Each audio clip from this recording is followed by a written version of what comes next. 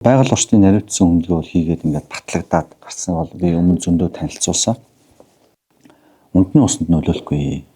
Байгаль орчинд тодорхой хэмжээнд наривчлсан нөлөөллийн үнэлгээнд нөлөөлж байгаа. Гэхдээ сөргөөр нөлөөлөөд одоо иргэдээ яриад байгаа шиг тийм юм ерөөсөө байхгүй.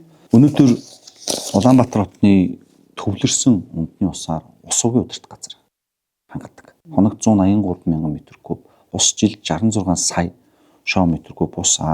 Хувийн айлуудын худаг, ТЭЦ-үүдийн гүнэн удыг оруулах юм бол жилд Улаанбаатар 110 сая шоо метр куб усны хэрэглээтэй. За өнөөдөр ойролцоогоор 218 худаг Улаанбаатар хотын хэмжээнд байж байгаа. За эдгээр худгаас ойролцоогоор өнөөдөр өдөв тутаад ажиллаж байгаа нэг 137 худаг бол ажиллаж байна. Энэ өөрөө Улаанбаатар хотын гүний худгуудаас авдаг.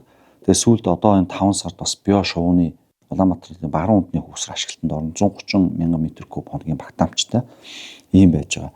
За тэгэхээр ерөөсөө энэ одоо туул голын хэсгээс усаа авдаг зүйл бол байхгүй. Мэдээж тодорхой хэмжээний голын доогоор явж байгаа бүр гүнээр явж байгаа урсцын судлууд бол тодорхой хэмжээний худгуудтай холбогдож байгаа. Гэхдээ энэ нь өөрөө нөлөөлөлд муур сөрөг нөлөө үзүүлэх юм байхгүй. Голын дагуу ажил очихгүй. Би маш энгийн юм яхах. Дэлхийн нийтээр бүх гол дөрвөр гардаг тийм. Гүүрэн дээр ийм тулгуур байна даа бол.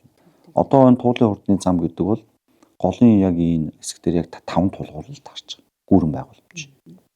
Тэгэхээр эн чинь дэлхийн бүхэл голууд дээр байж байгаа гүүрэн байгууламж.